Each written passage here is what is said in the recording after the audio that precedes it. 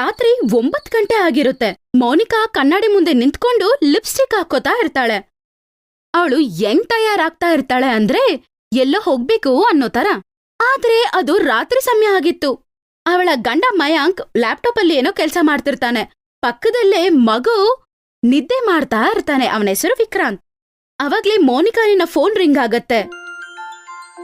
Phone ring ಆಗಿರುವ sound ಕೇಳಿ ಮಗು ನಿದ್ದೆಯಿಂದ ಎದ್ಬಿಟ್ಟು ಅಳಕ್ ಶುರು ಮಾಡುತ್ತೆ. ಮಯಾಂಕ್, ನಾನ್ ರೆಡಿ ಆಗ್ತಿದ್ದೀನಲ್ವಾ, ನೋಡ್ತಿದ್ಯಲ್ವಾ, ಮಗುನ ಸ್ವಲ್ಪ ಎತ್ಕೊಳ್ಳೋ. ಮಯಾಂಕ್ ಮಗುನ ಎತ್ಕೋತಾನೆ, ಆದ್ರೂ ಮಗು ಅಳ್ತಾನೆ ಇರುತ್ತೆ. ಮೋನಿಕಾ, ಅನ್ಸುತ್ತೆ ಇವನಿಗೆ ಹೊಟ್ಟೆ ಹಸಿತಿದೆ, ಅದಕ್ಕೆ ಕೂಗ್ತಿದ್ದಾನೆ. ಹಾಲು ಕೊಡು ಇವನಿಗೆ. ಮಯಾಂಕ್, ಏನ್ ಹಿಂಗ್ ಮಾತಾಡ್ತಿದ್ಯಾ? ನಾನು ಅವಾಗವಾಗ ಈ ಮಗುಗೆ ಹಾಲ್ ಕೊಟ್ಟು ನನ್ ಫಿಗರ್ನ ಹಾಳ್ ಮಾಡ್ಕೊಳಕ್ಕಾಗಲ್ಲ. ಬೇರೆ ದಾರಿ ಏನಾದ್ರೂ ಇದೆಯೋ ನೋಡು. ಬೇರೆ ಆಪ್ಷನಾ ಅಂದ್ರೆ? ನನ್ಗದೆಲ್ಲ ಗೊತ್ತಿಲ್ಲ. ನಾನ್ ಯಾಕೆ ಇವ್ನ್ಗೆ ಯಾವಾಗ್ಲೂ ಹಾಲ್ ಕೊಡಿಸ್ಬೇಕು? ಅದು ಅಲ್ದೆ ಇವ್ನ್ ಹುಟ್ಟದಾಗಿಂದ ಅಳ್ತಾನೆ ಇರ್ತಾನೆ, ವ್ಯಾ ವ್ಯಾ ವ್ಯಾ ವ್ಯಾ ಅಂತ. ಅದು ಅಲ್ದೆ ಎಷ್ಟು ಸಲ ಹಾಲ್ ಕುಡ್ಸಿದ್ರು ಸಾಕಾಗೋದಿಲ್ಲ. ಹಂಗಂತ ಹೇಳ್ತಾ ಅವಳು ಏನೋ ಲೆಕ್ಕ ಮಾಡ್ದೆ ಅಲ್ಲಿಂದ ಬೇಗ ಬೇಗ ಹೋಗ್ಬಿಡ್ತಾಳೆ. ಯಾಕಂದ್ರೆ ಪಾರ್ಟಿಗೆ ಲೇಟ್ ಆಗಿರುತ್ತೆ. ಮೋನಿಕಾನ ಮಗು ಅಳ್ತಾ ಅಳ್ತಾ ಕೊನೆಗೆ ನಿದ್ದೆ ಮಾಡ್ಬಿಡುತ್ತೆ. ಮಯಾಂಕ್ ಕೆಲ್ಸ ಮಾಡಕ್ ಶುರು ಮಾಡ್ತಾನೆ. ಅವನು ದೊಡ್ಡ ಬಿಸ್ನೆಸ್ ಮ್ಯಾನ್. ಅವನ್ಗೆ ಏನು ಕಡಿಮೆ ಇಲ್ಲ. ಆದ್ರೂ ಮಗು ಉಪವಾಸ ಮಲ್ಗುತ್ತೆ. ಮಾರನೇ ದಿನದ ಮಾತು.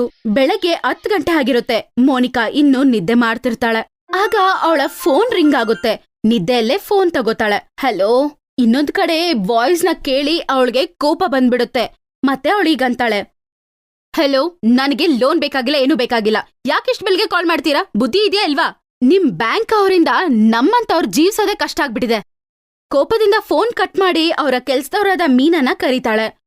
ಮೀನಾ, ಮೀನಾ, ಇವಳು ಎಲ್ ಸತ್ತಿದಾಳೋ ಗೊತ್ತಿಲ್ಲ. ತಲೆ ತುಂಬಾ ನೋವ್ತಾ ಇದೆ. ನಾನ್ ಹೇಳ್ದೆ ಅವಳಿಗೆ ನನ್ಗೆ ಪೆಕ್ ಕೊಡ್ಬೇಡ ಅಂತ.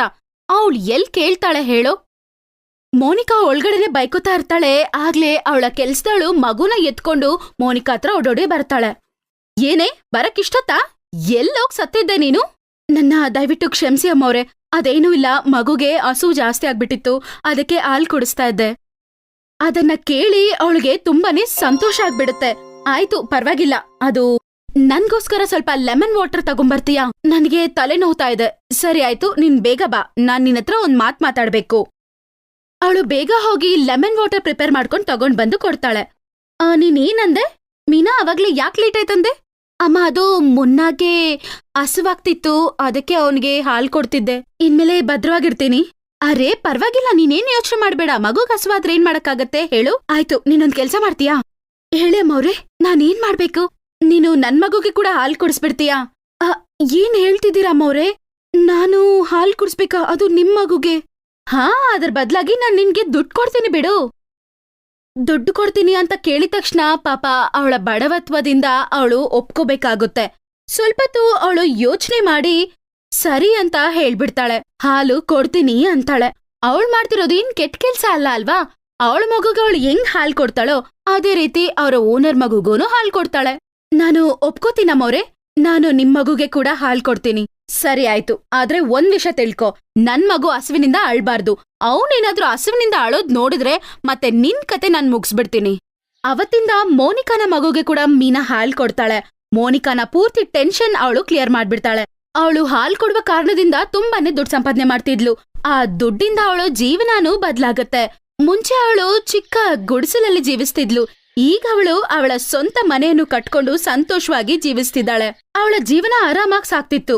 ಒಂದಿನ ಮೀನಾನ ಗಂಡ ಈ ದುಡ್ಡೆಲ್ಲ ಎಲ್ಲಿಂದ ಬರುತ್ತೆ ಅಂತ ಕೇಳ್ದಾಗ ಮೀನಾ ಅಂತಾಳೆ, ಅರೆ ಯಾಕ್ರಿ, ನೀವ್ ಯಾಕೆ ಹಿಂಗ್ ಕೇಳ್ತಿದ್ದೀರಾ? ನನ್ನ ಓನರ್ಗೆ ನಾನ್ ಮಾಡೋ ಕೆಲ್ಸ ಇಷ್ಟ, ಅದಕ್ಕೆ ಅವರು ನನ್ ಕೈಲಿ ದುಡ್ಡು ಕೊಡ್ತಾರೆ. ನನ್ ಕೆಲ್ಸ ಇಷ್ಟಪಟ್ಟು ದುಡ್ಡು ಕೊಟ್ರೆ ನಾನ್ ಯಾಕೆ ಬೇಡ ಅನ್ಬೇಕು? ನನ್ಗೇನಾದ್ರೂ ಹುಚ್ಚಾ? ಮೀನಾ ಗಂಡ ಹತ್ರಿಂದ ನಿಜ ಮುಚ್ಚಿಡ್ತಾಳೆ. ಓನರ್ ಮಗುಗೆ ಹಾಲ್ ಕೊಡುವ ಚಕ್ಕರಲ್ಲಿ ಅವಳ ಮಗುಗೆ ಹಾಲು ಮಿಕ್ತಾ ಇರ್ಲಿಲ್ಲ. ಒಂದೊಂದ್ ದಿನ ಅಂತೂ ಹಾಲೇ ಇರ್ತಿರ್ಲಿಲ್ಲ. ದಿನೇ ದಿನೇ ಮಗುವಿನ ಆರೋಗ್ಯ ಕೂಡ ಹಾಳಾಗ್ತಾ ಇತ್ತು. ಒಂದಿನ ರಾತ್ರಿ ಮಗು ಹಸುವಿನಿಂದ ಅಳ್ತಿರುವಾಗ ದೀನಾ ಹೀಗಂತ ಅಂತಾನೆ, ಅರೆ ಏನ್ ಮಾಡ್ತಾ ಇದ್ಯಾ ನೀನು? ಕಾಣ್ತಾ ಇಲ್ವಾ ಮುನ್ನಾನಿಗೆ ಹೊಟ್ಟೆ ಹಸಿತಿದೆ, ಅವನಿಗೆ ಹಾಲ್ ಕೊಡು. ನಾನ್ ನೋಡ್ತಾ ಇದ್ದೀನಿ, ನೀನ್ ಅವನಿಗೆ ಕೊಡ್ತಾನೆ ಇಲ್ಲ. ನೀವೇನು ಮಾತಾಡ್ಬೇಡಿ, ನಾನ್ ಅವನ ತಾಯಿ. ನಾನ್ ಯಾಕೆ ಅವನ್ನ ಇಗ್ನೋರ್ ಮಾಡ್ತೀನಿ ಹೇಳಿ? ಅರೆ ಅವನ್ ಯಾಕೆ ಮತ್ತೆ ದಿನ ದಿನ ಆದಂಗೆ ವೀಕ್ ಆಗ್ತಿದ್ದಾನೆ? ಅದನ್ನ ಹೆಂಗ್ ಹೇಳಕ್ಕಾಗುತ್ತೆ? ನಾನಂತ ಅವನ್ನ ಚೆನ್ನಾಗ್ ನೋಡ್ಕೋತೀನಿ. ಹಂಗಂತೇಳಿ ಅವಳು ಮಗುನ ಎತ್ಕೊಂಡು ಬೇರೆ ರೂಮ್ಗೆ ಬಂದ್ಬಿಡ್ತಾಳೆ. ಅರೇ ಸುಮ್ನೆ ಇರೋ ಮಗನೇ, ಸುಮ್ನೆ ಇರು. ನೋಡು, ನಿನ್ಗೆ ಹಾಲು ಕುಡಿಸ್ಬಿಟ್ರೆ ಓನರ್ ಮಗುಗೆ ಹೆಂಗ್ ಕೊಡೋದು? ಮತ್ತೆ ಅವನ್ಗ ಹಾಲಿಲ್ಲ ಅಂದ್ರೆ ಮತ್ತೆ ನಾವು ಬಡವರಾಗಿ ಬದ್ಲಾಗ್ಬೇಕು ಕಣೋ. ಮತ್ತೆ ಈ ಬಡವರ ಜೀವನ ಸಾಗಿಸೋದಕ್ಕೆ ನನಗೆ ಸ್ವಲ್ಪ ಕೂಡ ಇಷ್ಟ ಇಲ್ಲ, ಅರ್ಥ ಮಾಡ್ಕೊಳೋ. ಅವಳು ಮಗುಗೆ ಹಾಲ್ ಕುಡ್ಸೋದಿಲ್ಲ. ಅಳ್ತಾ ಅಳ್ತಾ ಮಗು ನಿದ್ದೆ ಮಾಡುತ್ತೆ. ಅವತ್ತಿನ ದಿನ ಮಲಗಿದ ಮೀನನ ಮಗು ಯಾವತ್ತೂ ಎದ್ದೋಳಿಲ್ಲ. ಮಾರನೇ ದಿನ ಏನಂದ್ರೆ ನೋಡಿ, ಮುನ್ನಾಗಿ ಏನಾಯ್ತಂತ ನೋಡಿ, ಅವನು ಎದ್ದೊಳ್ತಾ ಇಲ್ಲ. ಅವನು ತುಂಬಾ ಶಾಂತವಾಗಿ ಮಲಗಿದ್ದಾನೆ. ಅದನ್ನ ಕೇಳಿ ದೀನಾ ತುಂಬಾನೇ ಗಾಬರಿ ಆಗ್ಬಿಡ್ತಾನೆ. ಮಗುನ ಅವನು ಎತ್ಕೋತಾನೆ. ಮುನ್ನ, ಮುನ್ನ ಕಣ್ಬಿಡು, ಏನಾಯ್ತು ಮುನ್ನ? ಅಯ್ಯೋ, ಏನಾಯ್ತು ರೀ ನಮ್ಮ ಮುನ್ನಾಗೆ? ಯಾಕ ಹಂಗ್ ಚುಪ್ಚಾಪಾಗಿ ಮಲಗಿದಾನೆ? ಗೊತ್ತಿಲ್ಲ ಮೀನಾ, ಇವನನ್ನ ನಾವು ಡಾಕ್ಟರ್ ಹತ್ರ ಕರ್ಕೊಂಡೋಗೋಣ. ಅವನು ಮಗುನ ಎತ್ಕೊಂಡು ಓಡೋಡ್ತಾ ಡಾಕ್ಟರ್ ಹತ್ರ ಹೋಗ್ತಾರೆ. ಡಾಕ್ಟರ್ ಚೆಕ್ ಮಾಡಿ ಮಗುವಿನ ಪರಿಸ್ಥಿತಿ ಏನು ಅಂತ ತಂದೆ ತಾಯಿಗೆ ಹೇಳ್ತಾರೆ. ನಿಮ್ಮ ಮಗ ಸತ್ತೋಗಿದ್ದಾನೆ. ಅದರ ಕಾರಣ ಇವನ ಹಸಿವು. ನೀವು ಇವನಿಗೆ ಹಾಲು ಕೊಡ್ತಿರ್ಲಿಲ್ವಾ? ಡಾಕ್ಟರಿನ ಮಾತುಗಳನ್ನ ಕೇಳಿ ತಾಯಿ ಅಳಕ್ ಶುರು ಮಾಡ್ತಾಳೆ. ಮುನ್ನ, ಮುನ್ನ, ನನ್ನ ಮುನ್ನನ ನಾನೇ ಸಾಯಿಸ್ಬಿಟ್ಟೆ. ನನ್ ಕೈಯಿಂದ ನನ್ ಮಗುನ ನಾನು ಕಳ್ಕೊಂಡ್ಬಿಟ್ಟೆ. ಅಯ್ಯೋ ಮುನ್ನ. ಮಗು ತೀರ್ಕೊಂಡ ನಂತರ ಅದನ್ನ ತಡ್ಕೊಳಕ್ಕಾಗ್ದೆ ಅವಳಿಗೆ ಹುಚ್ಚಿಡ್ದು ಬಿಡುತ್ತೆ. ಕೆಲ್ಸ ಬಿಟ್ಟು ರೋಡ್ ಮೇಲೆ ತಿರುಗೋದಕ್ಕೆ ಶುರು ಮಾಡ್ತಾಳೆ. ಇನ್ನೊಂದ್ ಕಡೆ ಮೋನಿಕಾ ಮಗುಗೆ ಹಾಲ್ ಕೊಡದೆ ಇರುವ ಕಾರಣದಿಂದ ಅವಳ ಚೆಸ್ಟ್ ನೋವೋದಕ್ಕೆ ಶುರು ಆಗತ್ತೆ. ಯಾವಾಗ್ಲೂ ಅವಳು ನೋವಿಂದ ನರ್ಲಾಡ್ತಿದ್ಲು. ಅಪ್ಪ, ಏನಾಯ್ತಂತ ಗೊತ್ತಾಗ್ತಿಲ್ಲ ಅಲ್ಲಪ್ಪ, ಯಾಕೆ ಇಷ್ಟು ನೋವ್ತಾ ಇದೆ ನನ್ಗೆ? ಅದಕ್ಕೆ ಕಾರಣ ಅವಳಿಗೆ ಗೊತ್ತಿಲ್ಲ. ಆಮೇಲೆ ಅವಳು ಡಾಕ್ಟರ್ ಹತ್ರ ಹೋದ್ಮೇಲೆ ಫ್ಯಾಮಿಲಿ ಡಾಕ್ಟರ್ ಅವಳ ಹತ್ರ ಹೀಗಂತಾರೆ. ನೋಡು ಮೋನಿಕಾ, ಇದಕ್ಕೆಲ್ಲ ಕಾರಣ ನೀವೇನೆ. ಮಗು ಆದ ನಂತರ ದೇವರು ಹಾಲು ಕೊಡೋ ವ್ಯವಸ್ಥೆ ಮಾಡಿರ್ತಾನೆ. ನೀನು ನಿನ್ನ ಮಗುವಿಗೆ ಹಾಲು ಕೊಡಲ್ಲ ಅನ್ಸುತ್ತೆ. ಮತ್ ನೀನು ಅದನ್ನ ಕೊಡದಿದ್ರೆ ಅದು ಎಲ್ಲಿಗೆ ಹೋಗುತ್ತೆ? ಅದೇ ನಿನ್ನ ನೋವಿಗೆ ಕಾರಣ. ಇವತ್ತಿಂದಲೇ ನೀನು ನಿನ್ನ ಮಗುವಿಗೆ ಹಾಲು ಕೊಡಬೇಕು, ಇಲ್ಲ ಅಂದ್ರೆ ನಿನಗೆ ಸಮಸ್ಯೆ ಇದು. ಡಾಕ್ಟರನ್ನ ಮಾತು ಕೇಳಿದ ತಕ್ಷಣ ಅವಳು ಮನೆಗೆ ಹೋಗಿ ಮಗುಗೆ ಹಾಲು ಕೊಡೋದಕ್ಕೆ ಟ್ರೈ ಮಾಡ್ತಾಳೆ. ಆದ್ರೆ ಮಗು ಹಾಲು ಕುಡಿಯೋದಿಲ್ಲ. ಅವಳ ಕೈಯಲ್ಲಿ ಇರೋದಕ್ಕೂ ಆಗೋದಿಲ್ಲ. ಮಗು ಅಳಕ್ ಶುರು ಮಾಡುತ್ತೆ. ಮಯಾಂಕ್ ಇವ್ನ್ಗೇನಾಯ್ತು? ಇವ್ನ್ ಯಾಕೆ ಹಾಲು ಕುಡಿತಾ ಇಲ್ಲ? ಮೋನಿಕಾ ಯಾವಾಗ್ಲೂ ಮಗುನ ಎತ್ಕೊಂಡಿಲ್ಲ, ಹಾಲು ಕುಡಿಸಿಲ್ಲ. ಮಗುವಿನ ಜವಾಬ್ದಾರಿ ಅವಳು ಮೀನಾ ಕೈಗೆ ಕೊಟ್ಬಿಟ್ಟಿದ್ಲು. ಆದ್ರಿಂದ ಮೋನಿಕಾನ ಕೈಯಲ್ಲಿ ಕೂಡ ಆ ಮಗು ನಿಲ್ತಾ ಇಲ್ಲ. ಯಾಕಂದ್ರೆ ಮೀನಾನೇ ತಾಯಿ ರೋಲ್ನ ತಗೊಂಡಿದ್ಲು. ಇನ್ನೊಂದ್ ಕಡೆ ಮೋನಿಕಾನ ಮಗು ಕೂಡ ಹಾಲು ಕುಡಿಯೋದು ನಿಲ್ಸ್ಬಿಟ್ಟಿರುತ್ತೆ. ದಿನೇ ದಿನೇ ಮಗುವಿನ ಆರೋಗ್ಯ ಹಾಳಾಗುತ್ತೆ. ಅದನ್ನ ನೋಡಿ ಮೋನಿಕಾನು ಪಶ್ಚಾತ್ತಾಪ ಪಡ್ತಾಳೆ. ಇದನ್ನೆಲ್ಲ ನಾನೇ ಮಾಡಿದ್ದು, ಇದಕ್ಕೆ ಕಾರಣ ನಾನೇ. ನನ್ನ ಮಗುಗೆ ಇವತ್ತು ಈ ಪರಿಸ್ಥಿತಿ ಬಂದಿರೋದಕ್ಕೆ ಕಾರಣ ನಾನೇ. ಒಂದಿನ ಅವ್ರು ಭಯ ಪಟ್ಟಂಗೆ ಆಗುತ್ತೆ. ಮೋನಿಕಾನ ಮಗು ಕೂಡ ತೀರ್ಕೊಳತ್ತೆ. ಅದು ಶ್ವಾಸ ಬಿಡ್ತಿಲ್ಲ, ಅಳ್ತಾ ಇಲ್ಲ, ಏನು ಮಾಡ್ತಾ ಇಲ್ಲ. ಮಯಾಂಕ್ ನೋಡು, ವಿಕ್ರಾಂತ್ಗೆ ಏನಾಯ್ತಂತ ನೋಡು. ಅವನು ಅಳ್ತಾ ಇಲ್ಲ, ಶ್ವಾಸ ತಗೋತಾ ಇಲ್ಲ.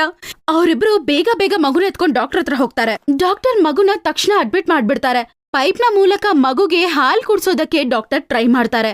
ಆದ್ರೆ ಮಗು ಏನು ರೆಸ್ಪಾಂಡ್ ಮಾಡಿಲ್ಲ. ಆ ಪರಿಸ್ಥಿತಿನ ನೋಡಿ ಡಾಕ್ಟರ್ ದೇವರ ಹತ್ರ ಪ್ರಾರ್ಥನೆ ಮಾಡಿ ಅಂತ ತಂದೆ ತಾಯಿಗೆ ಹೇಳ್ತಾರೆ. ಅದೇ ಕ್ಷಣದಲ್ಲಿ ಒಂದು ನರ್ಸ್ ಅಲ್ಲಿ ಓಡೋಡಿ ಬರ್ತಾರೆ. ಡಾಕ್ಟರ್ ಅವರೇ, ಒಂದು ಹೆಂಗಸು ಐಸಿ ಒಳಗಡೆ ಹೋಗ್ಬಿಟ್ರು. ಅವ್ರು ಹೋಗಿ ಮಗುಗೆ ಹಾಲು ಕುಡಿಸ್ತಿದ್ದಾರೆ. ಮಗು ಕೂಡ ಆರಾಮಾಗಿ ಹಾಲು ಕುಡಿತಾ ಇದೆ. ಎಲ್ಲರೂ ಬೇಗ ಓಡಿ ಹೋಗಿ ನೋಡ್ತಾರೆ. ಅಲ್ಲಿ ಮೀನಾ ಮೋನಿಕಾನ ಮಗುಗೆ ಹಾಲು ಕುಡಿಸ್ತಾ ಇರ್ತಾಳೆ. ಅದನ್ನ ನೋಡಿ ಮೋನಿಕಾ ಅಳಕ್ ಶುರು ಮಾಡ್ತಾಳೆ. ಅಳ್ತಾ ಅವಳು ಮೀನಾ ಹತ್ರ ಬಂದು ಹೀಗಂತಾಳೆ. ಮೀನಾ, ನೀನು ಮಗುನ ಬಿಟ್ಬಿಟ್ಟು ಎಲ್ಲಿ ಹೋಗ್ಬಿಟ್ಟೆ? ನೋಡು ಮಗುವಿನ ಪರಿಸ್ಥಿತಿ ಏನಾಯ್ತು ಅಂತ. ಅಮ್ಮವ್ರೆ, ನನ್ ಮಗುಗೆ ಮೈಯುಷಾರಿಲ್ದೆ ನನ್ ಮಗುನ ಕಳ್ಕೊಂಡ್ಬಿಟ್ಟೆ. ನನ್ನ ಈ ಚಿಕ್ಕ ಯಜಮಾನ್ರಿಗೆ ಕೂಡ ಏನಾದ್ರೂ ಆಗ್ಬಿಟ್ರೆ ಅಷ್ಟೇ, ನನ್ ಕೈಲಿ ಬದುಕಕ್ಕಾಗಲ್ಲ, ಆಗೋದೇ ಇಲ್ಲ. ಹಂಗಂತ ಹೇಳಿ ಮೀನಾ ಜೋರಾಗಿ ಅಳ್ತಾಳೆ. ಮೋನಿಕಾ ಕೂಡ ಅವಳನ್ನ ಹಪ್ಕೊಂಡು ಅಳಕ್ ಶುರು ಮಾಡ್ತಾಳೆ.